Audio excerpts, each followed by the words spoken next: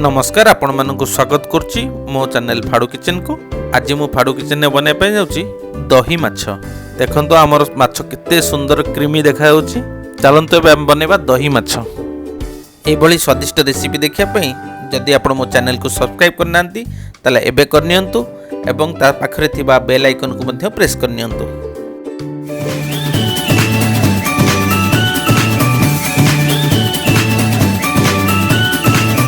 प्रथम आम दही को रेडी कर नवा।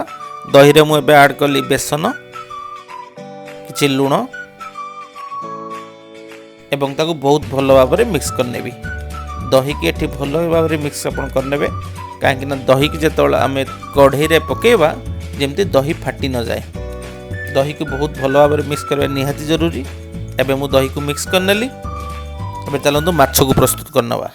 माछ को मु धोई रखी नहीं से मु गोटे छोट चमच हलदी आ कि लुण पकई गोले नेबी। आम ए बहुत हलदी पकेबानी। माछर कलरटा टिके धला धला रहिले दही माछर एटा बहुत सुंदर देखा जिवो। एबे आम माछ को छाणी नबा। जस्ट अल्प टिके टिके छाणी नबा दुई पट साइड।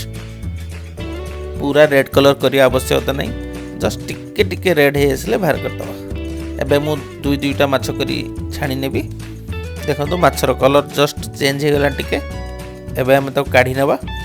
ये सबू माछ को आगे भाजी नेबी। एबे से कढ़ई रे गोटे चमच घी पकई नेबी।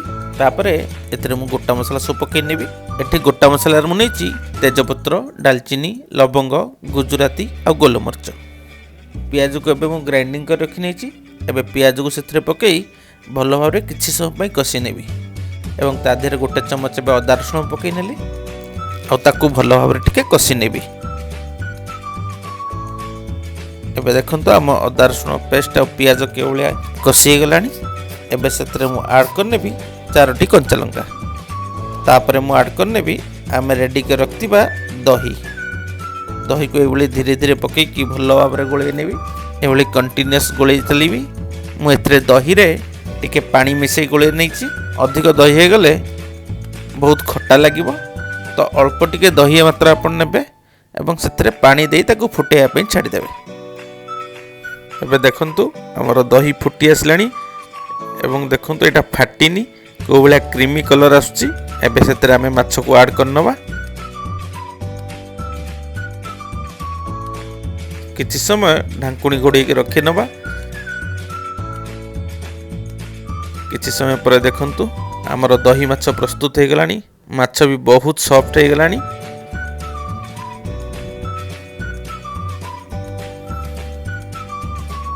दही देखंतु केते सुंदर क्रीमी हेची।